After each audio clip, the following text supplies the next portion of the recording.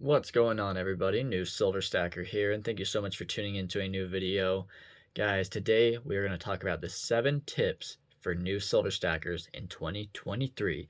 2023 is coming up. A lot of new stackers in the community, a lot of new stackers, or a lot of people starting to stack silver this year. A lot, including myself. Well, I started last year, but still.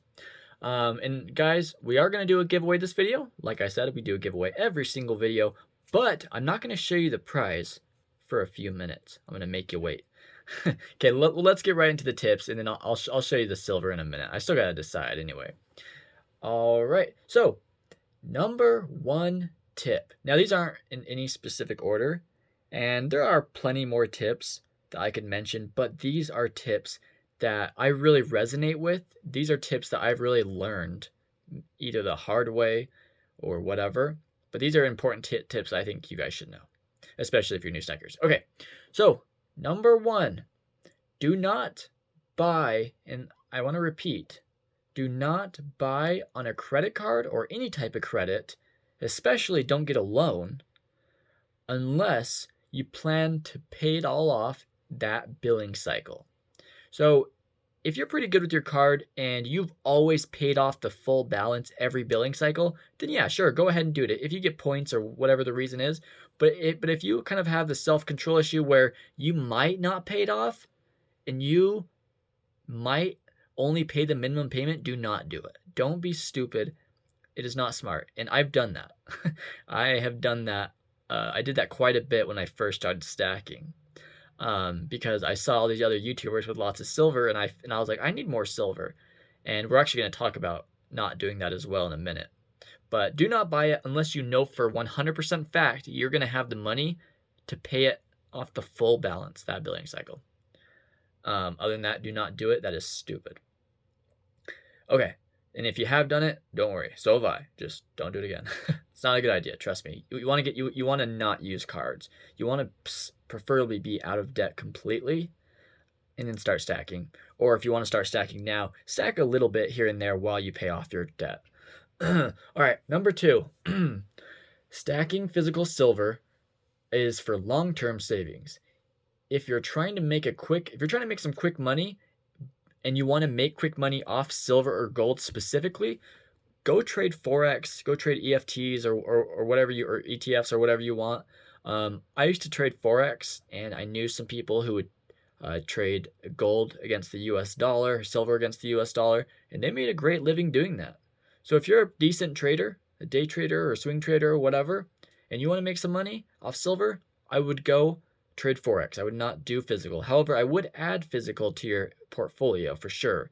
I would always get physical, but if you want to make some money, don't do it off the physicals. It's too, it's not easy, and it's not a good way to do it.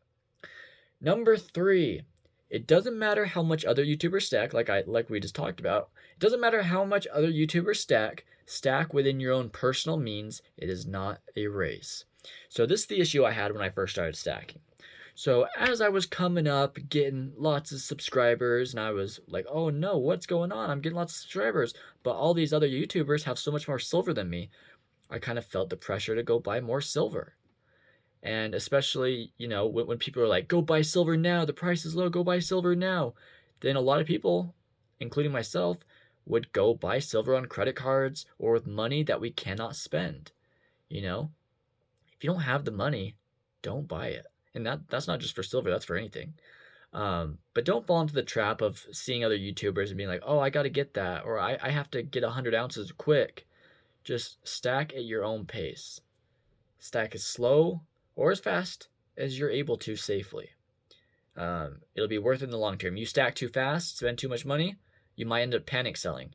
So that other guy who's stacking 1 ounce a month will probably pass you because you end up blowing your whole stack, panic selling.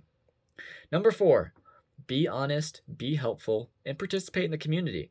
And now this is specifically about the community, not stacking, but this one is one that I've struggled with quite a bit. So it's kind of hypocritical of me to say that, but I just wanted to point it out that I'm not the greatest at this. I'm fine at being honest. No issue there. I try to be helpful whenever I can. And participating in the community, that's one that I've had difficulties with. I am just either too busy or I just don't talk to really anybody at all. I talk to a couple people, but other than that, I'm just so busy. I don't even have time to talk to anybody. Like even my own friends, I'll only talk to them every other couple days because I'm so busy. Like especially now, I've been extremely busy. I haven't even been able to upload lately. But it's enough about me. Just if you're in the silver stacking community, be honest.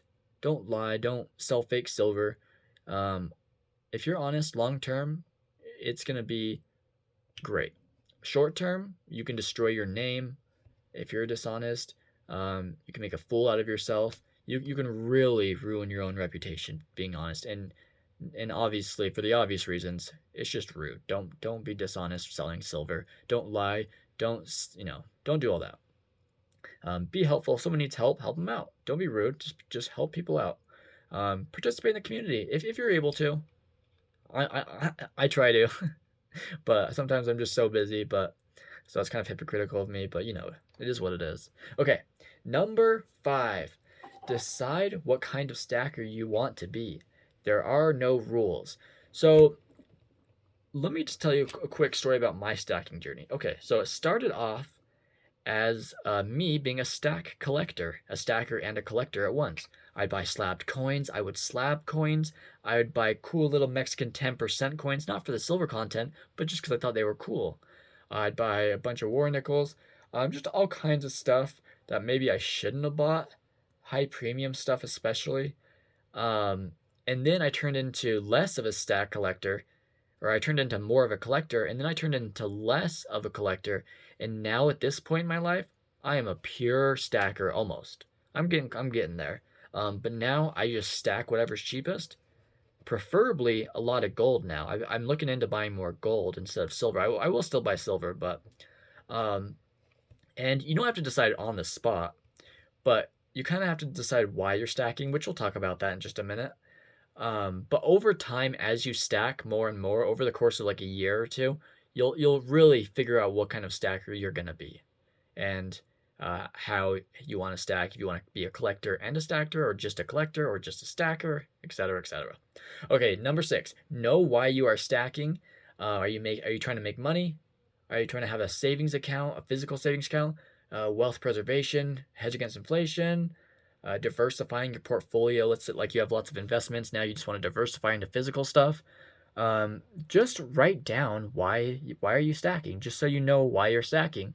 Because when I first started, I had no idea why I was stacking. I just repeated what everyone else said. I just said hedge against inflation. I didn't even know what that meant back then. Long-term savings account. Really, I was just stacking because it was cool. Like I thought silver was cool. But now I stack because if I ever travel, I want to be able to take gold with me just in case anything happens while I'm out of the country. Or if I move, I can easily carry my stack anywhere. I'm stacking also as a long-term savings account, a very long-term savings account. I'm not stacking to make money whatsoever. But over time, just figure out what kind of stacks you are, and that'll help you stack more efficiently. It'll help you stack for cheaper. It'll help you, like I said, be more efficient. Number 7, the last one. Always test your silver. Yep, you guys already know I'm about to plug the pocket pinger every video, right? Well, it's awesome, so I love to plug it. But test your silver, and this isn't the only way you can do it. This is one method, and if you want one of these, it's in the link in my description. It'll say don't buy fake silver gold, click here, whatever. But you just put it in there, and then between the soft rubber grips, and you can ping whatever coin you want, and you can also pair it with an app, like the coin ping test app, and it'll tell you if the thing's legit. Now, another way you can do is you can buy magnets, like these bad boys right here, rare earth magnets or neodymium magnets, and also buy a little like $10 scale off Amazon. Those are 3 ways you can test cheap and easy at home. Okay, but those are it. And shoot, I forgot to announce the giveaway. That's okay. We'll do it right now. We'll do it real quick. Okay, it's a mercury dime. There it is, 1942 or whatever it says. I can't read it. 1942, and like and comment. As always, like and comment on the video, and I will draw for the winners tomorrow, guys. You don't have to subscribe unless you want, but like and comment, and you'll be entered. Okay, guys, that is it for today. Comment down below your top tips for stackers for the new year. I wanted to make this video because a lot of things have changed, and I've learned a lot. I made this video about a year ago, So I was like, we got to remake it and add in my own tips, because on last year's video, I asked the community for tips, which was awesome. But now I'm more experienced. I wanted to share my own tips. Okay, guys, that's it for today. Like and comment to enter. Everyone, have a great day.